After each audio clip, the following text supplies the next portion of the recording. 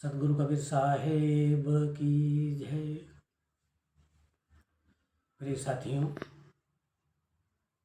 मैंने सदगुरु कबीर ज्ञान मंदिर कड़ाई के नाम से एक यूट्यूब चैनल सदगुरु कबीर साहेब के वाणी वचनों के प्रचार प्रसार हेतु शुरू किया है।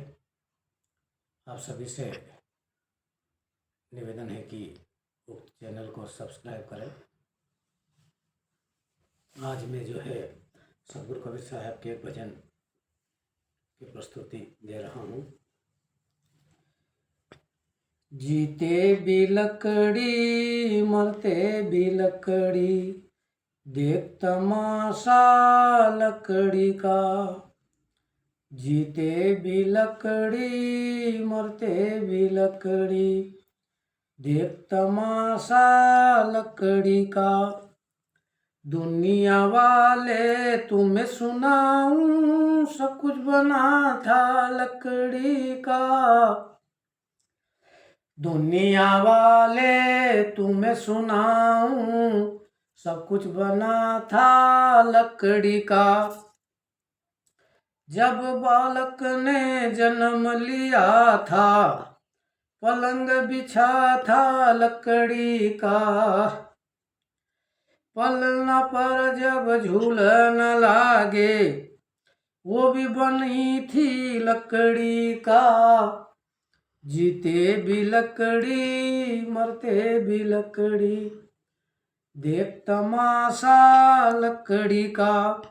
स्कूल में जब पढ़ने गया था, पट्टी कलम थी लकड़ी का। विवाकरण जब दूल्हा बैठा, पालकी बना था लकड़ी का। जीते भी लकड़ी मरते भी लकड़ी, देख तमाशा लकड़ी का। वाए बाग में दुल्हन बैठी, वो भी बनी थी लकड़ी का। गई जवानी आया बुढ़ापा, लिया सहारा लकड़ी का। अंत समय में जब पहुंच गया तो अर्थी बनी थी लकड़ी का। जीते भी लकड़ी मरते भी लकड़ी, देख तमाशा लकड़ी का। शमशान घाट पर जब पहुंच गया तो चिता जली थी लकड़ी का। शमशान घाट पर जब पहुंच गया तो चिता बनी थी लकड़ी का।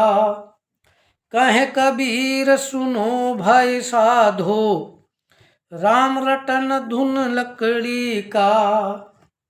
जीते भी लकड़ी मरते भी लकड़ी, देख तमाशा लकड़ी का। जीते भी लकड़ी मरते भी लकड़ी, देख तमाशा लकड़ी का। सदगुरु कबीर साहेब की जय। अभी आप के समक्ष एक सदगुरु कबीर साहेब का जो पद प्रस्तुत किया गया, उसमें मनुष्य के जीवन में सदगुरु कबीर साहेब ने लकड़ी की क्या महत्ता है और लकड़ी जीवन पर्यंत मनुष्य के क्या क्या काम आती है, इस पर संदेश दिया। सदगुरु कबीर साहेब ने अपने वाणी वचनों में प्रत्येक चीज की महत्ता को समझाया और मनुष्य को उसकी महत्ता बताई। मैं आपको सदगुरु कबीर साहेब की एक प्रसिद्ध साखी को कहानी के रूप में सुनाता हूँ। कहानी सच्चा तीर्थ। एक बार की बात है, कबीर साहेब के पड़ोस में एक धनी व्यापारी रहता था। वह बड़ा धार्मिक माना जाता था। रोज नहा धोकर पूजा करता और साल में कई बार बड़े बड़े तीर्थ यात्राओं पर भी जाता था। एक दिन उसने कबीर साहब से कहा, कबीर तुम कभी तीर्थ यात्रा पर नहीं जाते? बिना गंगा स्नान और काशी व्रज के आत्म पवित्र कैसे होगी? कबीर साहब मुस्कुराए और बोले, भाई तीर्थ तो मन को स्वच्छ करने के लिए है। अगर मन ही साफ न हुआ तो गंगा भी मलिन कर देगा। अगर मन निर्मल हो तो घर बैठे ही गंगा स्नान है। व्यापारी को यह बात समझ नहीं आई। कबीर साहब ने एक साखी कही, मन निर्मल भयो नहीं तीरथ भय हजार। ऐसा तीरथ कौन है जो मन के भीतर सार। फिर सदगुरु कबीर साहब समझाते हैं, यदि मन में छल कपट ईर्ष्या और लोभ भरे हैं तो लाखों तीर्थ घूम लेने पर भी आत्मा निर्मल नहीं होगी। और यदि मन सच्चा सरल और करुणामय है तो वही सबसे बड़ा तीर्थ है। यह सुनकर व्यापारी का हृदय द्रवित हो गया। उसने प्रण किया कि अब से सच्चाई और दया के मार्ग पर चलेगा, न कि केवल दिखावे के लिए तीर्थ करेगा। सदगुरु कबीर साहब ने एक और शब्द में कहा है,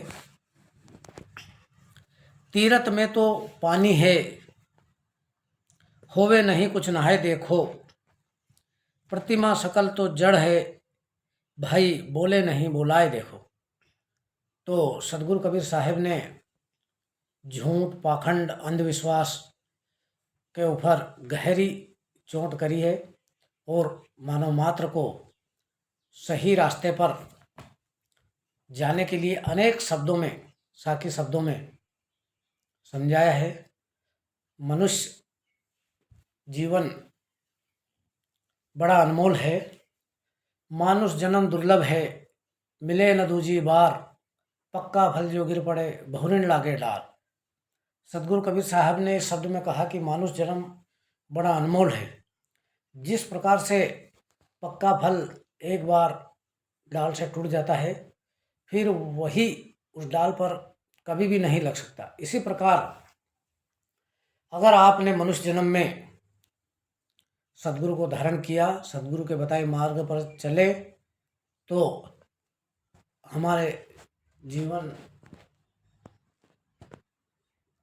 जीवन जो है सफल होगा और हम इस संसार के भवबंधन से मुक्त होंगे। लेकिन संसार के बंधन से मुक्त होने के लिए सदगुरु सिर्फ रास्ता बताते हैं, चलना हमको ही है उस मार्ग पर। उस मार्ग पर चलने के लिए हमें अपने आप में बहुत सारी चीज़ें, काम क्रोध मोह लोभ अहंकार, ये सब चीज़ें जो है इनका त्याग करना पड़ेगा। तब जाके हम सदगुरु की शरण में जा पाएंगे। साहिब बंदगी।